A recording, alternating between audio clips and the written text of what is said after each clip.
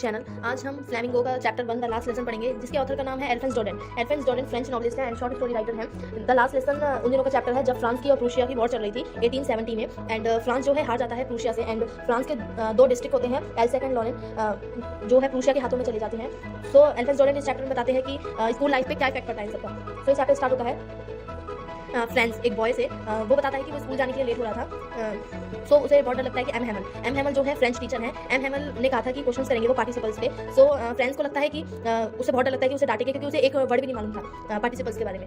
सो वो सोचता है कि इन सबसे भाग जाता है और अपना जो दिन है बाहर स्पेंड करता है। सो उस दिन बहुत अच्छा दिन था, ब्राइट डे था, एंड वो देखता है कि बर्ड्स जो हैं वुड के एजेस पे बैठे हुए हैं, एंड ओपन फील्ड में प्रूशियन शोल्डर जो है वो ड्रिलिंग कर रहे हैं। सो वो सोचता है कि जो रूल ऑफ पार्टिसिपल्स है इन सबसे अच्छा तो है कि मैं ये सब चीज़ें देख लूँ, एंड बट फिर वो उसका जो मन होता है वो उसे रोक लेता है सब करने से। वो फिर जल्दी जल्दी स्कूल चला जाता है। स्कूल जाने के लिए रास्ते में से वो निकल रहा होता है तो रास्ते में टाउन हॉल आता है। टाउन हॉल पे एक बुलेटिन बोर्ड लगा होता है। बुलेटिन बोर्ड जो है उसके आगे काफ़ी लोग खड़े होते हैं, और लास्ट 2 ईयर से जो सारी बैड न्यूज़ थी वो बुलेटिन बोर्ड पे लिखी जाती थी। वहीं पर आती थी सारी बैड न्यूज़, जैसे कि वो कोई बैटल हार गए और कोई भी ड्रॉट हो गया, मीन्स सूखा पड़ गया कहीं पर, तो उसकी भी न्यूज़ उस पर लिखी जाती थी। कोई कमांडिंग ऑफिसर का कोई ऑर्डर होता था वो भी वहीं लिखा जाता था। एंड वो सोचता है, मैं आपको सोचता है कि आप क्या न्यूज़ होगी, बट वो लेट हो रहा होता है स्कूल जाने के लिए, तो वो जल्दी जल्दी भाग जाता है।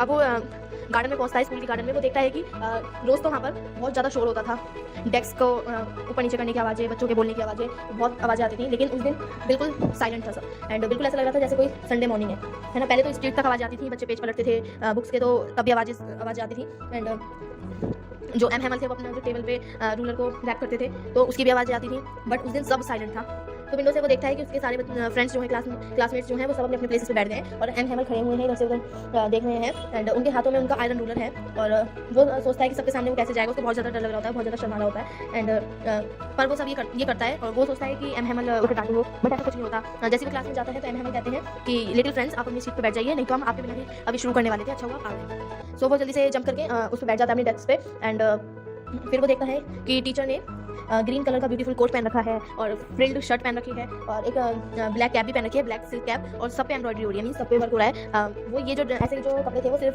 प्राइस डे पे पहनते थे, इंस्पेक्शन डे होता था उस दिन पहनते थे, लेकिन उन्होंने वो आज भी पहन रखे थे।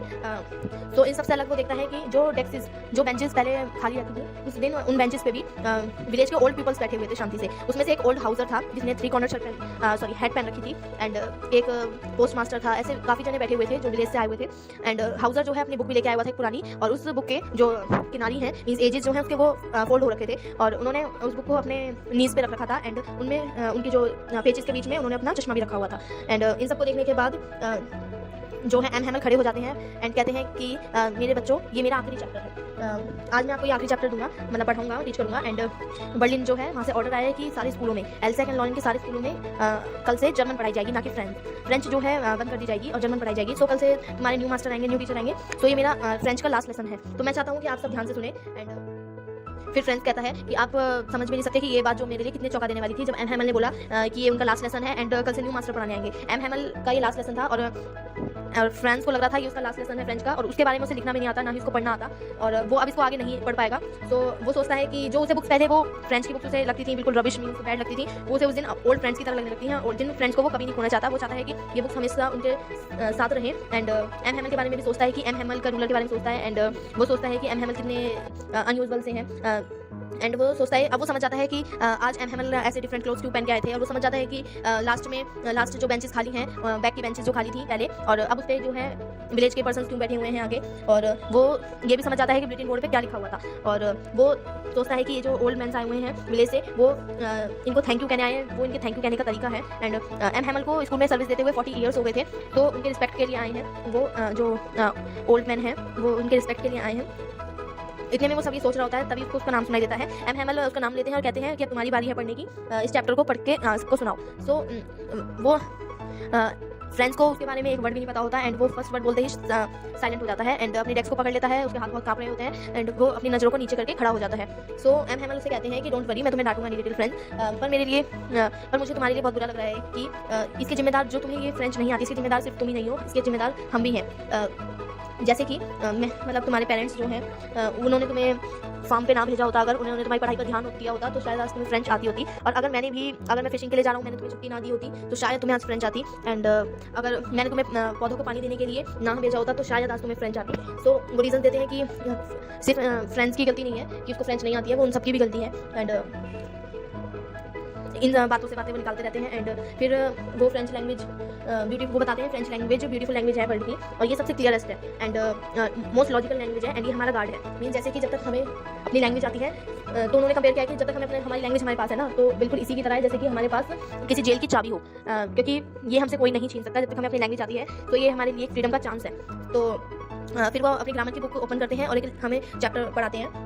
एंड उस दिन वो मुझे इतना इजी लगता है, फ्रेंड्स कहता है कि उस दिन मुझे वो इतना इजी लगता है, मैंने सोचा भी नहीं था। और कि एम हेमल इतना केयरफुली हमें पढ़ाएंगे और मैं इतना केयरफुली सुनूंगा।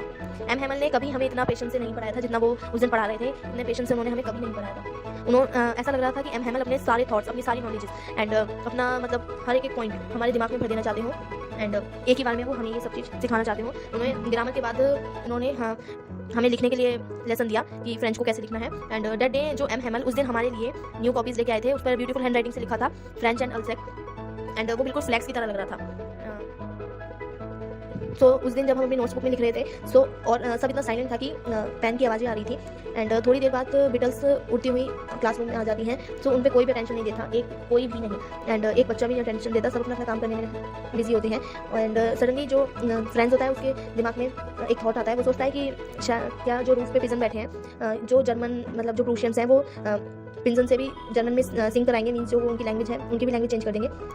एंड ये सब देखते देखते एम हेमल मैं एम हेमल की तरफ देखता हूँ तो एम हेमल जो है अपनी चेयर के पास खड़े होते हैं एंड इधर से उधर हर चीज़ों को नोटिस कर रहे होते हैं। सो एक ही चीज़ को वो बहुत देर देखते हैं, फिर दूसरी तरफ देखते हैं नौदे। वो ऐसा लग रहा था कि वो इन सब चीज़ों को अपने दिमाग में भर लेना चाहते हो, जैसे कि वो लास्ट बार देख रहे हैं। एंड उनके 40 ईयर्स में सेम प्लेस पे ही उन्होंने बहुत सारी चीज़ें देखी, जैसे कि गार्डन जो है, क्लासरूम से आउटसाइड जो गार्डन है उसको देखते हैं, वो विंडोज़ को देखते हैं एंड क्लासरूम को देखते हैं। एंड वो डेस्क्स जो कि स्मूथ हो चुकी हैं, जो घिस चुकी हैं। एंड जो वॉलनट का ट्री होता है उसको भी देखते हैं, वो जो बहुत ज़्यादा बड़ा हो चुका है, जिनको पानी जो है एम हेमल ने दिया था। एक वो होप वाइन होती है जो कि इतनी बड़ी हो गई है कि वो रूफ तक पहुंच चुकी है। एंड वो ये सब चीज़ें देखते हैं। एंड क्योंकि उनको अगले दिन जो इस कंट्री को छोड़ के जाना होगा। तो उस दिन जब हम अपनी नोट्स बुक में लिख रहे थे, और सब इतना साइलेंट था कि पेन की आवाज़ें आ रही थी।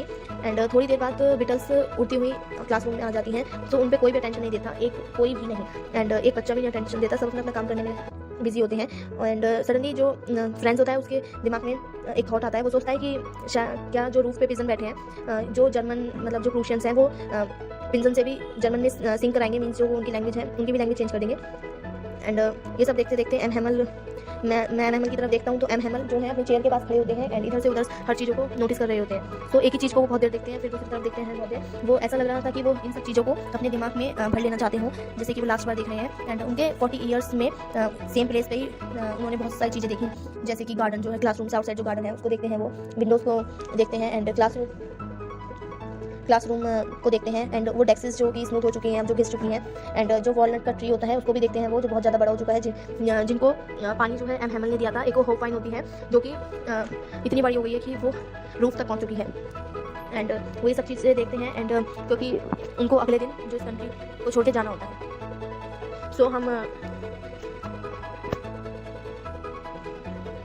सो उस दिन जब हम अपनी नोट्स बुक में लिख रहे थे, और सब इतना साइलेंट था कि पेन की आवाज़ें आ रही थी। एंड थोड़ी देर बाद बिटल्स उड़ती हुई क्लासरूम में आ जाती हैं। सो उन पर कोई भी अटेंशन नहीं देता, कोई भी नहीं। एंड एक बच्चा भी नहीं अटेंशन देता, सब अपना काम करने में बिजी होते हैं। एंड सडनली जो फ्रेंड्स होता है उसके दिमाग में एक थॉट आता है। वो सोचता है कि क्या जो रूफ पे पिजन बैठे हैं, जो जर्मन मतलब जो प्रूशियंस हैं, वो पिजन से भी जर्मन में सिंग कराएंगे। मीन्स जो उनकी लैंग्वेज है उनकी भी लैंग्वेज चेंज कर देंगे। एंड ये सब देखते देखते एम हेमल मैं एम हेमल की तरफ देखता हूँ तो एम हेमल जो है अपनी चेयर के पास खड़े होते हैं एंड इधर से उधर हर चीज़ों को नोटिस कर रहे होते हैं। सो एक ही चीज़ को वो बहुत देर देखते हैं, फिर दूसरी तरफ देखते हैं नौदे। वो ऐसा लग रहा था कि वो इन सब चीज़ों को अपने दिमाग में भर लेना चाहते हो, जैसे कि वो लास्ट बार देख रहे हैं। एंड उनके 40 ईयर्स में सेम प्लेस पे ही उन्होंने बहुत सारी चीज़ें देखी, जैसे कि गार्डन जो है, क्लासरूम से आउटसाइड जो गार्डन है उसको देखते हैं, वो विंडोज़ को देखते हैं एंड क्लासरूम को देखते हैं। एंड वो डेस्क्स जो कि स्मूथ हो चुकी हैं, जो घिस चुकी हैं। एंड जो वॉलनट का ट्री होता है उसको भी देखते हैं, वो जो बहुत ज़्यादा बड़ा हो चुका है, जिनको पानी जो है एम हेमल ने दिया था। एक वो होप वाइन होती है जो कि इतनी बड़ी हो गई है कि वो रूफ तक पहुंच चुकी है। एंड वो ये सब चीज़ें देखते हैं। एंड क्योंकि उनको अगले दिन जो इस कंट्री को छोड़ के जाना होता है। सो हम तो एम हैमल अपना चैप्टर फिनिश करते हैं एंड फिर 12 ओ क्लॉक हो जाते हैं एंड जो प्रूशियन के जो शोल्डर्स जो हैं वो ड्रिलिंग करते हुए आते हैं एंड हम अपनी विंडो से उनकी आवाज़ सुन सकते थे। और एम हैमल खड़े हो जाते हैं, उनका पेल फेस होता है एंड मतलब मुरझाया हुआ चेहरा होता है, वो अपनी चेयर के पास खड़े हो जाते हैं एंड वो इतने स्ट्रेट खड़े होते हैं कि फ्रेंड्स को वो इतने लंबे कभी नहीं लगे थे जितने लंबे वो उतने लग रहे थे। देन मतलब वो फिर बोर्ड की तरफ मुड़ते हैं, ब्लैक बोर्ड की तरफ एंड एक चौक का पीस उठाते हैं एंड बोर्ड पे लिख देते हैं लिव लॉन्ग फ्रांस एंड बस फिर वो स्टॉप हो जाते हैं, अपना जो हेड है वो बॉल से लगा के वो सैड इमोशनल होकर खड़े हो जाते हैं और वो कोई भी मतलब बिना इशारा करे वो इतना कह देते हैं कि क्लास खत्म हो गई है, आप जा सकते हैं। तो ये था चैप्टर द लास्ट लेसन। अगर आपको ये चैप्टर अच्छा लगे तो इस वीडियो को लाइक करें, मेरे चैनल को सब्सक्राइब करें and thank you so much.